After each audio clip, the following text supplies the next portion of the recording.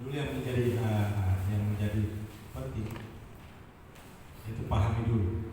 Kemudian Bapak Ibu setelah pahami, kemudian Bapak Ibu siapkan ekosistem sekolahnya. Ekosistem sekolahnya apa yang mesti disiapkan? Ya, kesiapan gurunya, sumber dayanya, kesiapan sampasnya dan segala macam. Siap nggak? Darussalam ini untuk bikin proyek penguatan profil pajak. Yang ketiga, kita mendesain dulu proyek penguatan profil. Kita desain dulu seperti apa nanti proyek kita. Desain aja secara terbatas ya. Rancang-rancang dulu. Mau pakai kayak apa gitu, namanya mendesain. Kemudian mendokumentasikan laporan hasil proyek. Artinya setelah kita mendesain, ya, setelah kita melaksanakan, kita mendokumentasikan laporan hasil proyek, dan terakhir adalah evaluasi. Kita akan kupas satu-satu ini Bapak Ibu ya. 5 langkah dalam menyiapkan proyek penguatan profil pajak. Kita kupas satu-satu, mulai dari nomor 1 ya. Kita akan kupas satu-satu. Kita pahami dulu proyek penguatan profil pajak Pancasila itu. Apa sih proyek itu? Proyek penguatan profil pajak ribet juga ya, P5 ini tidak hanya fokus pada kemampuan kognitif, tapi juga sikap dan perilaku sesuai jati diri bangsa Indonesia. Jadi di dalam proyek ini ada yang namanya profil pelajar Pancasila.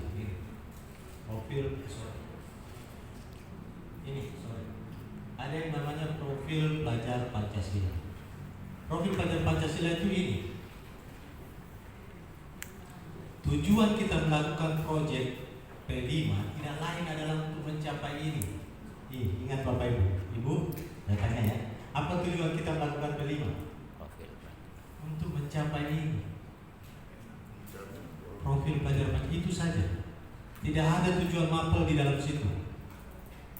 Adapun mapel digunakan di dalam proyek, misalnya kita pakai teorinya apa, teori IPA atau teori bahasa, itu hanya sekedar alat saja untuk mencapai tujuan profil pelajar Pancasila. Jadi kalau dibilang untuk menumbuhkan karakter dan kompetensi, dulu kan di kurikulum sebelumnya selalu kita terintegrasi gitu kan, mandiri, terintegrasi dalam kurung aja gitu. Sekarang karena itu dianggap tidak efektif, diciptakan aktivitas untuk meningkatkan karakter dan kompetensi itu. Karena kemarin itu terlalu banyak terintegrasi aja di mapel PP kan, tapi ternyata guru-guru pas mengajar hanya dominan pada mapelnya aja, yang dalam kurung itu diabaikan. Oleh karena itu lahirlah yang disebut proyek P5 ini supaya dapat memfasilitasi ini muncul. Apa itu ini? Beriman dan bertakwa, berkepentingan global, gotong royong, kreatif, bernalar kritis dan mandiri. 6 ini Bapak Ibu, apakah ini isinya cuma karakter? Tidak. Ini isinya adalah 2, karakter dan kompetensi. Ini kristalisasi dari 18 nilai karakter, 5 PPK dan 4 keterampilan abad 21. Ini 6 profil pelajar Pancasila itu. Jadi apakah, kalau pertanyaannya apakah semua ini karakter? Bukan. Nah kalau pertanyaannya bernalar krisis, apakah karakter?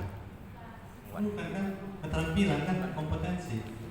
Kreatif karakter kan? Bukan. Mandiri karakter. Beriman dan bertakwa karakter. Ya kan? Jadi isinya ini bukan sekedar karakter, tapi juga kompetensi. Bagaimana cara itu semua didapatkan atau ditumbuhkan atau dikerjakan? Bisa lewat intrakurikuler, bisa lewat ekstrakurikuler. Terus kokurikulernya apa? Ada yang bertanya kan? Bagaimana cara dapat profil pelajar Pancasila ini? Bagaimana cara mengerjakannya? Bisa dikerjakan di intra, bisa dikerjakan di ekstra. Terus ada yang bertanya kokurikulernya mana? Kan kita tahu ada 3, intra, kokur, ekskul. Ada yang bisa jawab? Ternyata P5 itu adalah bentuk dari kokurikuler. Jadi kokurikuler itu kita asosiasikan ke proyek penguatan profil pelajar Pancasila. Jadi jangan salah, kalau belum P5 itu kokurikuler itu. Ya, bukan program asal-asalan. Ini kokurikuler. Makanya di sini tidak ada kokurikuler. Tapi dia profil pelajar Pancasila ini bisa muncul di ekstrakurikuler, bisa muncul mandirinya, bisa muncul ketuhanannya, bisa muncul kreatif. Di intrakurikuler juga bisa. Di seluruh mata pelajaran 6 dimensi profil ini muncul. Oke. Sekarang kita lihat proyek penguatan profil pelajar Pancasila salah satu sarana. Ini Bapak Ibu kada kuncinya, hanya salah satu sarana. Coba lihat di laptopnya. Hanya salah satu sarana. Artinya ada beberapa sarana untuk meningkatkan profil pelajar Pancasila kan? Hanya salah satu sarana. Jadi proyek ini salah satu sarana untuk mencapai profil pelajar Pancasila. Yang kedua, apa perlunya kita belajar P5? Kita berkesempatan mempelajari isu-isu penting. Isu penting saat sekarang itu. Ini dibungkus di temanya. Di tema proyek itu ada 7 isu penting yang mesti dipelajari. Isu penting itu adalah isu global. Orang-orang di Amerika sana juga belajar itu. Di Inggris, di Eropa. Apa itu? Perubahan iklim, radikalisme, kesehatan mental, budaya, wirausaha, teknologi, kehidupan berdemokrasi. Ini adalah isu global. Dia dibuat di tema dan kesempatan menjawab isu-isu global sesuai dengan tahapan belajar. Demokrasi di SD, ya demokrasi yang biasa-biasa aja, jangan demokrasi yang terlalu tinggi. SMP, demokrasi yang SMA, terus. Berkesempatan mereka mempelajari isu-isu global. Kapan lagi mereka diajarkan isu-isu global? Di Mapelaku. Tinggalan nanti anak kita tentang isu-isu global. Gimana prinsip Kemudian ini ya, apa yang mendasari? Ini regulasinya Bapak Ibu ya, Kemen 262 ya. Kemen 262 itu yang mendasari regulasi P5. Proyek penguatan pelajar Pancasila adalah kegiatan kokurikuler. Ya kan? Jadi P5 ini kokurikuler yang dirancang untuk mencapai kompetensi dan karakter. Kompetensi dan karakter yaitu profil pelajar Pancasila. Proyek penguatan profil Pancasila dirancang terpisah dari intrakurikuler. Jadi ini di luar intrakurikuler. Tadi ada yang bertanya, Pak, di mana kontribusi mata pelajaran? Oh, tidak ada mata pelajaran di dalam P5. Jangan dikait-kaitkan dengan mata pelajaran. Tapi kalau misalnya ada ilmu mapel yang dipakai di dalamnya, nggak apa-apa. Misalnya teks laporan, itu kan ilmunya bahasa Indonesia kan? Dia misalnya bikin kompos, itu kan ilmunya IPA misalnya kan? Ya nggak apa-apa. Tapi tidak ada kepentingan mapel di dalam P5. Karena P5 tujuannya adalah satu, meningkatkan profil pelajar Pancasila. Itu saja tujuannya. Jadi yang diukur apa? Profil pelajar Pancasila. Yang diakses apa? Profil pelajar Pancasila. Aktivitasnya apa? Aktivitas yang menumbuhkan profil pelajar Pancasila. Itu saja. Semuanya profil pelajar Pancasila dalam sini. Jadi jangan mengasosiasikan dengan mapel ini ke dalam sini. Tidak ada hubungannya dengan mapel. Itu diingat ya Bapak Ibu. P5 ini dirancang melibatkan masyarakat dan dunia kerja. Apa prinsipnya? Holistik, kontekstual, berpusat pada peserta didik dan eksploratif. Ini prinsip P5. Nah, yang kedua, sudah kita pahami ya. Itu tadi langkah pertama, memahami profil pelajar Pancasila. Langkah kedua, kita siapkan ekosistem sekolah. Bapak Ibu ya, 5 langkah ini ketika Bapak Ibu ingin menyusun P5 ya, diperhatikan baik-baik. Tadi pahami dulu apa tujuannya. Kemudian langkah kedua, siapkan ekosistem sekolah. Apa yang mesti kita siapkan? Sekolah mesti berpikiran terbuka. Sekolah, budaya sekolah itu mesti senang mempelajari hal yang baru. sekolah, budaya sekolah mesti kolaboratif.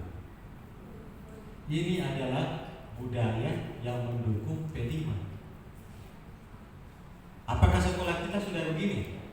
Nah, saya tanya dulu, Bapak, apakah Darussalam sudah ini? Hah? Oh, jangan bilang begitu, nanti Pak Ketua Yayasan marah.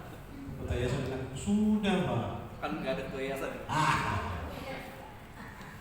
Ini kan kolaboratif ini. Ini kita ini semua kolaboratif ini. Sudah kolaboratif Pak. Sedang mempelajari yang baru. Ini yang kita lakukan sekarang ini, mempelajari yang baru. Sudah. Ya, iya Pak. Bagus nih. Ya, mau nanya nih. Kita kan lagi belajar tentang folklore ya. Nah, yang jadi pertanyaan saya kan tadi penjelasannya tentang proyek P5 tentang Pancasila ya. Proyek penguatan program belajar Pancasila. Kalau saya analisa, kenapa Pancasila? Kenapa nggak berakhlak? Belajar berakhlak. Kenapa harus ada kata Pancasila? Aku di daerah Solonya orang ini.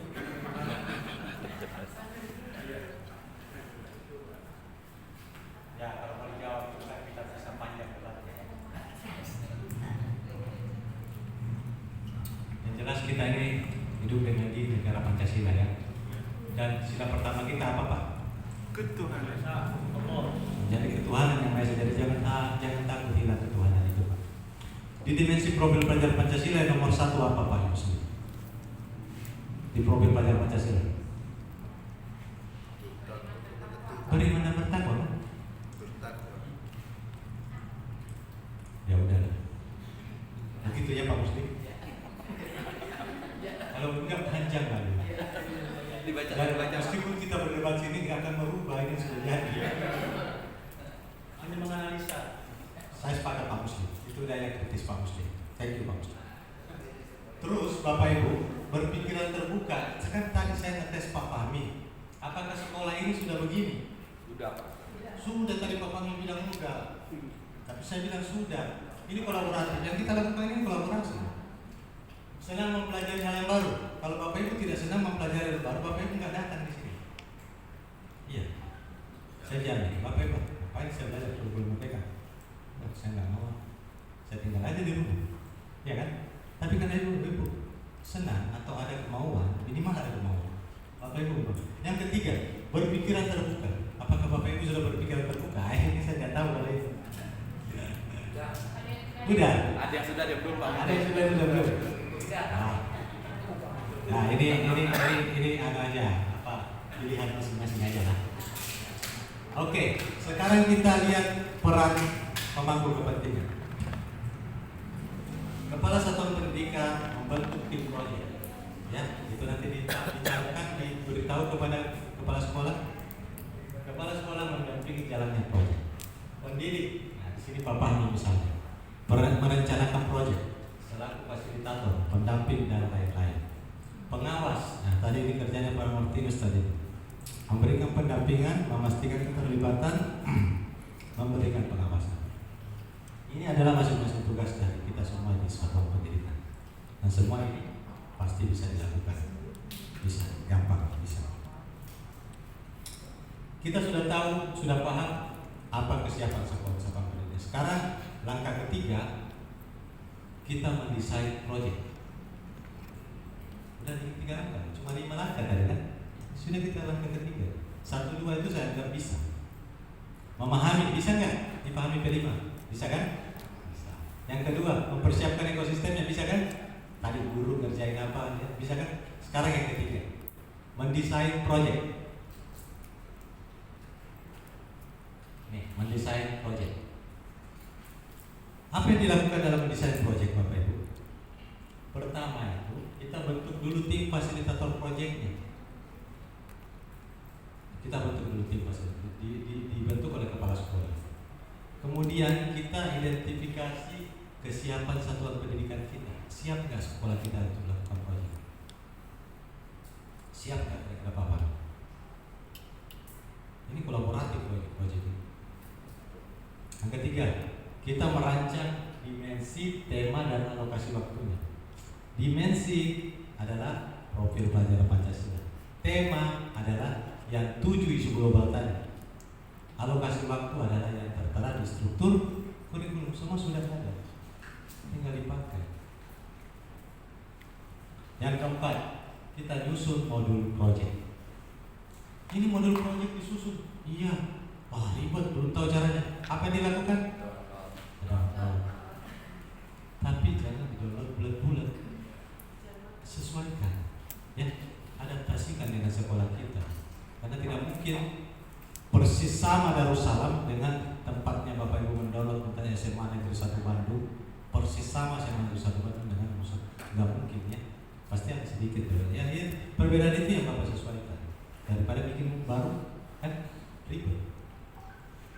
Yang kelima, rancang strategi pelaporan hasil proyek. Ini alur perencanaan proyek. Ini doang. Membentuk fasilitator, identifikasi kesiapan, rancang dimensi temanya, alokasi waktu, susun modulnya, download aja, rancang strategi baru, selesai. Sekarang kita lihat tahapan implementasi proyek penguatan profil pelajar Pancasila. Bapak Ibu, ini tahapan. Kalau saya tidak ya. Ini tahapannya, ini